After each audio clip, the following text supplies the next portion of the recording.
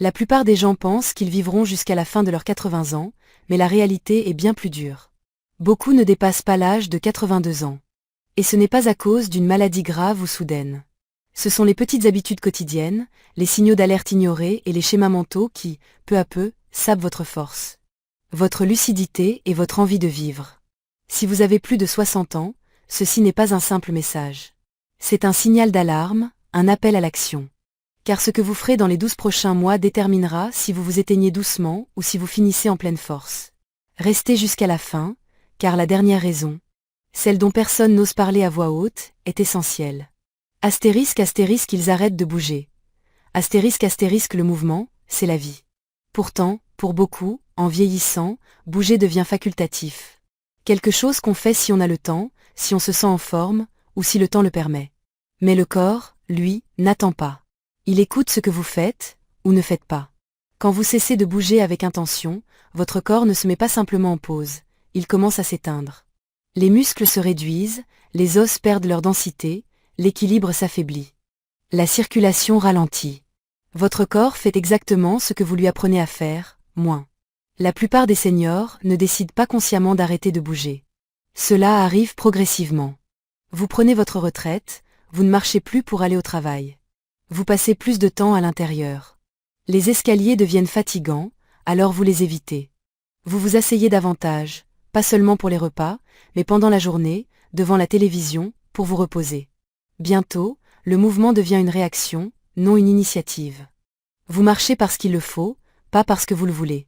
Vous vous étirez parce que quelque chose fait mal, pas pour rester souple. Vous sortez uniquement par nécessité. Et sans vous en rendre compte, votre monde et votre corps se rétrécissent. Mais ce que beaucoup ignorent, c'est que le problème n'est pas seulement physique. Oui, l'arrêt du mouvement entraîne une atrophie musculaire, une raideur des articulations, une fragilité des os, mais cela va plus loin. Le mouvement stimule non seulement le corps, mais aussi le cerveau. Chaque pas envoie des signaux des pieds à la colonne vertébrale, puis au tronc cérébral. Ces signaux réveillent le système nerveux, maintiennent votre acuité, régulent votre humeur et rappellent à votre corps « Je suis encore là. J'ai encore un but ». Quand vous cessez de bouger avec intention, l'activité cérébrale s'atténue. Vous vous sentez plus lent, moins créatif, plus fatigué. Vous perdez confiance, et peu à peu, votre identité s'efface, car le mouvement, c'est l'identité. La manière dont vous marchez, vous tenez debout, vous vous étirez. Vous vous positionnez, tout cela dit à votre système nerveux que vous vivez, et non que vous survivez. Se promener dans la maison ne suffit pas. C'est mieux que rien. Votre tronc s'affaiblit, et la faiblesse s'installe là où vous vous sentiez autrefois fort. Ce dont vous avez besoin, c'est d'un mouvement intentionnel, qui demande effort, contrôle et présence. Pas pour courir un marathon ou soulever des poids lourds, mais pour garder vos articulations fonctionnelles, votre colonne alignée, votre système nerveux éveillé. Cela signifie des exercices de résistance, même légers, avec une bande élastique ou le poids de votre corps. Cela signifie des étirements concentrés, pas juste des flexions au hasard. Cela signifie des exercices de posture pour garder les épaules droites, le cou allongé, les hanches stables. Et oui, cela signifie marcher avec intention, tous les jours, dehors si possible. Sur des surfaces variées qui sollicitent votre équilibre et votre démarche. Chaque mouvement intentionnel dit à votre système nerveux « J'ai encore besoin de toi.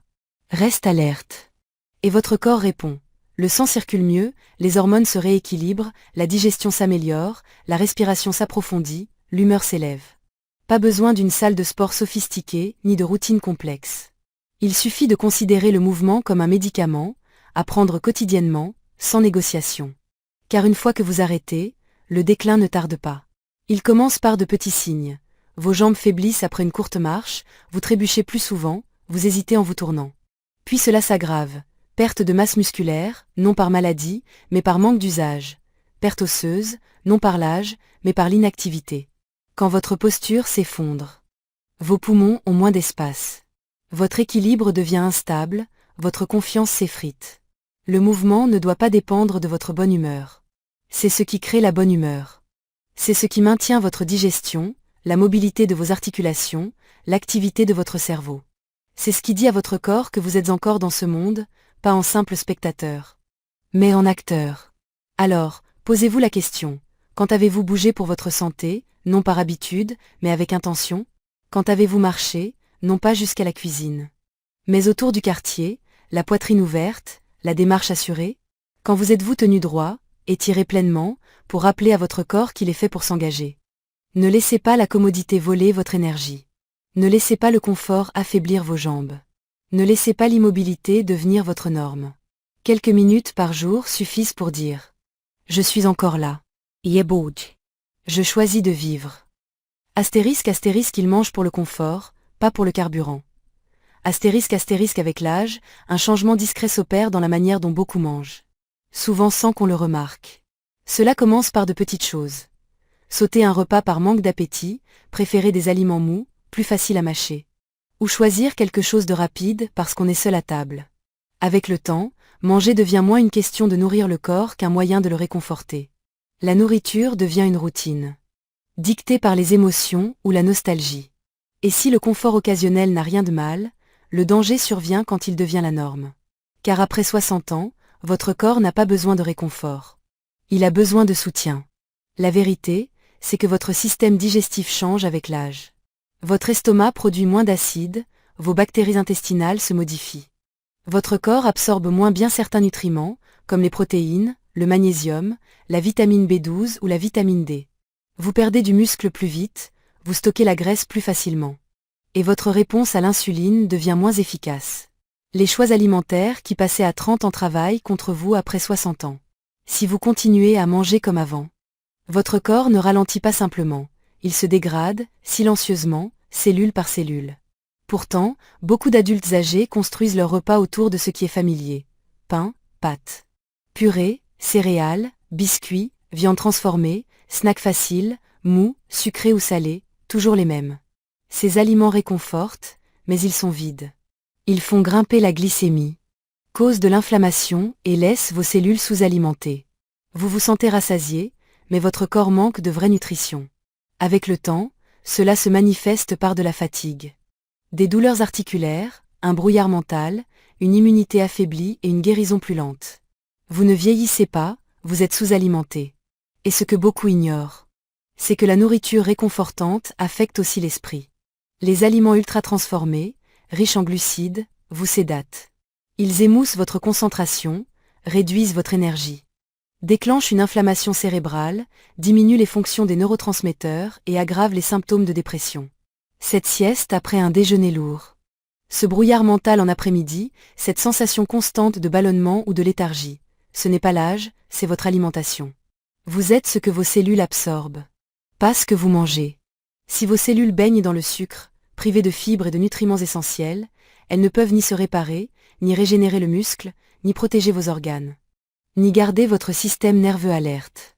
Manger avec intention, c'est privilégier la fonction au goût, la plupart du temps. Cela signifie construire ses repas autour de protéines, viande maigre, poissons, œufs, légumineuses, car le muscle est la monnaie du vieillissement. Sans lui, tout décline. Cela signifie choisir des aliments riches en fibres, légumes, fruits avec la peau. Céréales complètes, graines, car votre digestion a besoin de stimulation. Cela signifie réduire le sucre, pas seulement pour le poids, mais parce qu'il alimente l'inflammation et draine votre énergie. Et cela signifie s'hydrater avec de l'eau, pas des sodas, des jus ou du café toute la journée. Car vos cellules ont besoin d'un fluide propre pour fonctionner. Manger bien, ce n'est pas se priver, c'est respecter ce dont votre corps a besoin à ce stade de la vie. C'est respecter votre futur moi en lui donnant de la force aujourd'hui. Pas besoin de suivre un régime strict ou de devenir un expert en nutrition. Soyez juste honnête. Nourrissez-vous votre corps ou l'apaisez-vous? Mangez-vous pour rester alerte, mobile et énergique, ou pour passer le temps, calmer le stress ou éviter de cuisiner? Un seul changement fait la différence. Remplacez les céréales du petit déjeuner par des œufs et des fruits, troquez le soda contre de l'eau citronnée. Ajoutez une poignée de légumes verts à votre assiette, sautez le dessert 2 soirs par semaine. Ces petites décisions envoient un message fort à votre corps, je tiens encore à toi. Je suis encore là. Je veux vivre bien. Et votre corps répondra par plus d'énergie, une meilleure humeur, un sommeil amélioré et une pensée plus claire. Astérisque, ils rétrécissent leur monde social. Astérisque, la connexion n'est pas un luxe, ce n'est pas juste agréable à avoir. Pour le corps et l'esprit qui vieillissent, la connexion est un médicament. Elle régule le système nerveux, maintient l'esprit vif, le cœur stable et l'âme vivante. Pourtant, en vieillissant, beaucoup réduisent leur monde social, lentement, souvent sans s'en rendre compte. Ils arrêtent d'appeler leurs amis, de participer à des événements, de rejoindre les réunions familiales. Les conversations raccourcissent, les journées se taisent. Et ce silence devient une forme d'isolement qui peut causer plus de dégâts qu'une maladie. Quand vous vous déconnectez des autres, votre corps réagit, et pas de manière positive. Les études montrent que l'isolement social augmente le risque de décès prématuré plus que l'obésité, l'alcoolisme ou l'inactivité physique. Il élève le cortisol, l'hormone du stress.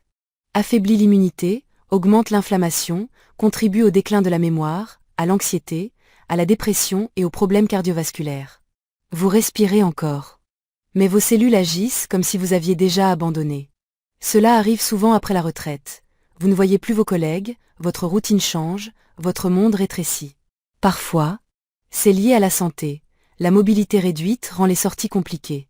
Ou bien les amis disparaissent, les familles s'éloignent, le téléphone sonne moins. Et vous passez des journées entières dans le silence, non parce que vous le voulez, mais parce que vous l'acceptez comme normal. Mais la solitude n'est pas normale. Ce n'est pas juste un état émotionnel, c'est une condition physique qui affecte votre santé. L'interaction sociale est un exercice neurologique. Chaque conversation réelle stimule votre cerveau à plusieurs niveaux. Vous traitez le langage, vous vous souvenez de détails, vous lisez le langage corporel, vous réagissez aux émotions. Vous naviguez dans le rythme de la discussion. Cela garde votre cerveau vivant. Le rire augmente la dopamine, l'écoute active l'empathie. Le contact physique réduit la tension artérielle et stabilise le cœur. Ce ne sont pas des détails, ce sont les régulateurs cachés de votre monde intérieur. Il ne suffit pas d'être entouré de gens. Il faut des interactions significatives, des connexions qui vous rappellent que vous avez votre place, que votre histoire compte, que quelqu'un vous voit et que vous le voyez en retour. Cela peut être un appel téléphonique, un café avec un ami, une promenade avec un voisin, du bénévolat une fois par semaine, rejoindre un petit groupe. Ce ne sont pas des luxuries. Ce sont des impératifs. Car quand vous êtes vu, entendu, nécessaire, votre biologie change. Vous vous tenez plus droit, vous pensez plus clairement, vous vous sentez plus jeune. Vos cellules se souviennent de comment vivre. À l'inverse, quand vous cessez de tendre la main, et surtout de laisser les autres entrer, le déclin est plus rapide que prévu. Cela commence par de petits oublis, puis le sommeil se dégrade, la motivation s'efface, vous cessez de soigner votre apparence, votre mouvement, votre alimentation. Vous commencez à vous éteindre de l'intérieur, bien avant que votre corps ne lâche. Ce n'est pas le cœur qui part en premier, c'est la connexion à la vie. Et oui, le monde est différent aujourd'hui. Plus rapide, plus numérique. On fait défiler les écrans au lieu de parler. Mais c'est précisément pourquoi vous devez rester impliqué. Pas besoin de suivre les tendances ou la technologie. Juste de rester humain, présent. Soyez celui qui initie la conversation, appelez vos enfants, envoyez un message à un vieil ami, organisez une soirée-jeu, participez à un événement local. Même si c'est intimidant au début. Plus vous restez engagé, plus votre corps reste réactif. Cela demande du courage, car il est plus facile de se retirer, de dire non et de rester chez soi. Mais si vous voulez protéger votre santé, votre mémoire, votre force émotionnelle, vous avez besoin des autres. Pas d'une foule, juste de quelques personnes qui apportent de la vie dans votre monde. Qui vous défient, vous écoutent, vous rappellent que vous comptez. Vous ne dépassez pas le besoin de connexion en vieillissant. Au contraire, il devient plus profond. Alors, posez-vous la question. Quand avez-vous pris l'initiative de contacter quelqu'un sans attendre qu'on vous appelle? Quand avez-vous eu une conversation en face à face qui vous a fait sourire, réfléchir ou vous souvenir? Quand avez-vous reçu une étreinte qui a apaisé votre système nerveux? Ce ne sont pas des extras, ce sont des carburants, une partie intégrante de votre stratégie de longévité. Car dès que vous cessez de faire partie du monde, votre corps commence à se préparer à le quitter. Mais dès que vous choisissez de vous engager à nouveau, tout bascule vers la vie. Astérisque, ils dorment mal et l'acceptent comme normal. Astérisque, l'un des mythes les plus dangereux sur le vieillissement est que le mauvais sommeil est normal, qu'après 60 ou 70 ans. Il faut accepter les nuits hachées, les réveils précoces non désirés. Mais c'est faux et nuisible. Un mauvais sommeil n'est pas un effet secondaire inoffensif du vieillissement. C'est un signal d'alarme. Il indique que vos systèmes internes, cerveau, hormones, immunité, sont en difficulté. Et si vous ignorez ce signal, les dégâts s'accumulent nuit après nuit. La plupart des gens ne relient pas le sommeil à la santé à long terme. Ils le considèrent comme du repos, quelque chose de facultatif, lié au confort. Mais le sommeil n'est pas juste du repos. C'est de la récupération. C'est le moment où votre cerveau se détoxifie, où votre système immunitaire se répare, où vos hormones se rééquilibrent, où vos souvenirs se consolident. Où votre corps décide s'il doit guérir ou se détériorer. Si vous vous réveillez toutes les 2 heures, si vous dépendez de pilules pour dormir, ou si vous vous sentez lourd et groggy chaque matin. Vous ne faites pas que manquer de sommeil, vous vieillissez plus vite. La privation de sommeil rétrécit le cerveau. Ce n'est pas une hypothèse, c'est prouvé par des scanners cérébraux. Un cerveau fatigué ne semble pas seulement lent, il devient réellement plus petit avec le temps, en particulier dans les zones responsables de la mémoire, de l'attention, de la régulation émotionnelle et de la prise de décision. Vous oubliez des noms, vous perdez patience plus vite, vous devenez réactif, anxieux ou renfermé, non à cause de votre personnalité, mais à cause d'une mauvaise hygiène cérébrale. Et cela ne s'arrête pas au cerveau. Un mauvais sommeil affaiblit l'immunité. Une seule nuit perturbée réduit votre capacité à combattre les infections. Les problèmes de sommeil chronique augmentent l'inflammation, celles liées aux maladies cardiaques, à Alzheimer, à l'arthrite, au diabète et à la dépression. Vos articulations vous font plus mal. Votre intestin devient plus sensible, votre corps guérit plus lentement. Et le pire, c'est que tout cela semble subtil, gérable, juste un peu de fatigue. Mais à l'intérieur, les dégâts s'accumulent. Pourtant, beaucoup d'adultes âgés acceptent le mauvais sommeil comme une nouvelle réalité. Ils haussent les épaules, c'est comme ça maintenant. Ils prennent une pilule, font défiler leur téléphone ou laissent la télévision allumée jusqu'à s'endormir. Mais ce type de sommeil haché, superficiel, induit par des médicaments ne restaure pas le corps, il le sédatifie. Il vous place dans un état de limbe où votre système nerveux ne se réinitialise jamais pleinement. Avec le temps, cela vous épuise de manière invisible. La solution n'est pas juste de dormir plus, mais de mieux dormir. Et un meilleur sommeil ne vient pas par hasard, il demande de la discipline. Il faut protéger votre rythme circadien comme vous protégez votre santé, car c'est votre santé. Cela signifie moins de lumière le soir. Votre corps réagit à la luminosité. Des lumières vives tard le soir signalent à votre cerveau qu'il fait encore jour, retardant la libération de mélatonine et réduisant votre sommeil profond. La solution ? Tamiser les lumières après le coucher du soleil, évitez les écrans 2 heures avant le coucher. Laissez votre corps sentir le passage du jour à la nuit. La température compte aussi. Votre température corporelle doit baisser d'environ 1 degré pour plonger dans un sommeil profond. Une pièce chaude bloque ce processus. Dormir dans un environnement frais, idéalement autour de 18 degrés Celsius, augmente le temps passé dans les phases de sommeil les plus réparatrices. Si vous vous réveillez en sueur ou agité, la température pourrait être le problème caché. Des compléments comme le magnésium peuvent aider. Pas des somnifères, qui sédatifient sans restaurer. Mais des aides naturelles comme le magnésium glycinate ou la L-théanine, qui détendent le corps sans l'assommer. Associez cela à des exercices de respiration lente avant le coucher pour activer le système parasympathique, celui qui dit à votre corps « Tu es en sécurité, tu peux lâcher prise ». Mais le plus important est de respecter le sommeil, d'en faire une priorité, pas une pensée secondaire. Vous ne sauteriez pas des repas tous les jours en espérant rester fort. Vous ne pouvez pas non plus négliger un sommeil profond et de qualité en espérant que votre corps et votre esprit fonctionnent bien. Traitez l'heure du coucher comme sacrée, un moment pour débrancher. Vous détendre et préparer votre corps à guérir. Si vous avez du mal à dormir, ne l'ignorez pas. Suivez votre sommeil, faites une étude si nécessaire, éliminez l'apnée, arrangez votre chambre. Créez un rituel. Faites du sommeil quelque chose que vous attendez avec plaisir, pas quelque chose contre quoi vous luttez. Car quand vous dormez bien, tout s'améliore, votre mémoire, votre énergie, votre immunité, votre humeur, votre résilience. Astérisque, ils vivent sans but. Astérisque, c'est la dernière raison, et la plus difficile. Pas parce qu'elle est rare, mais parce qu'elle est partout, silencieuse. Invisible de l'extérieur, mais profondément ressentie à l'intérieur. C'est le moment où quelqu'un cesse d'avancer vers quelque chose, où les jours se ressemblent tous, où il n'y a plus rien à viser. À construire, à protéger ou à faire grandir. Ce n'est pas une perte de temps, c'est une perte de sens. Et quand le sens disparaît, le corps suit bientôt. Le but n'est pas un travail, un titre, ni même une productivité. C'est une décision, celle de rester engagé envers quelque chose qui compte. Cela peut être prendre soin de votre santé, soutenir un être cher, partager votre sagesse, aider les autres, apprendre une nouvelle compétence, ou simplement vous lever chaque jour avec l'état d'esprit « j'ai encore quelque chose à offrir ». Il ne s'agit pas d'être occupé, mais d'être nécessaire. Et quand votre système nerveux sait que vous êtes nécessaire, il reste engagé.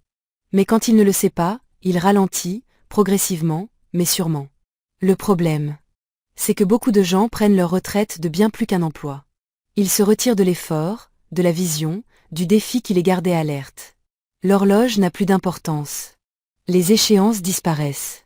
Au début, cela peut ressembler à de la paix. Mais trop de calme n'est pas la paix, c'est le déclin déguisé.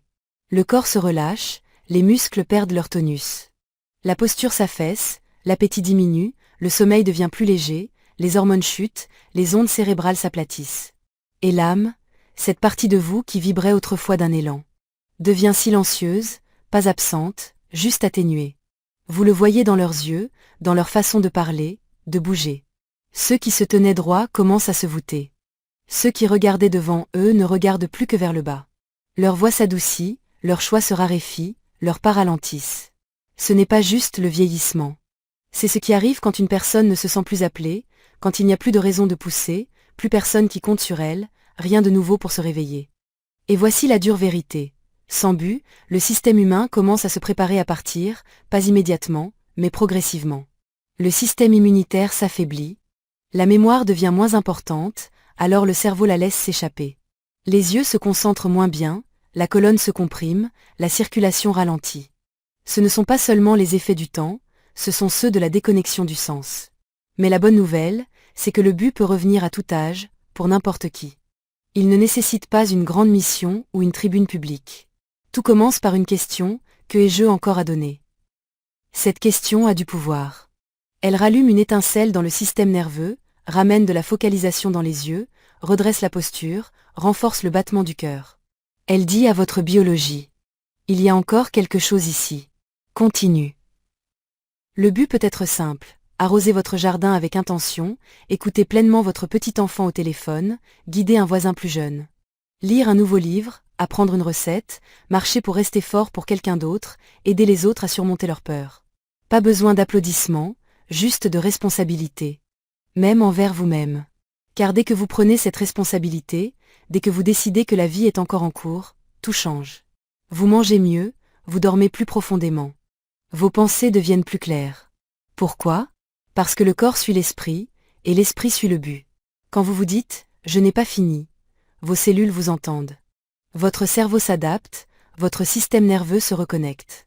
Vous cessez de dériver, vous avancez à nouveau, peut-être lentement, mais sûrement. Ne laissez pas le monde vous convaincre que vos meilleures années sont derrière vous.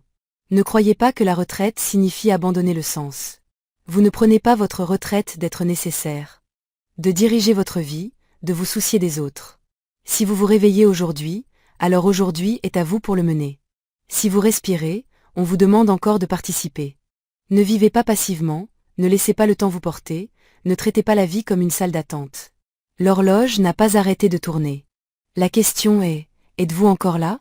Le but ne vient pas à vous, vous le créez par vos choix, votre attention, votre volonté. Choisissez quelque chose pour lequel il vaut la peine de se présenter. Un jardin, un petit enfant.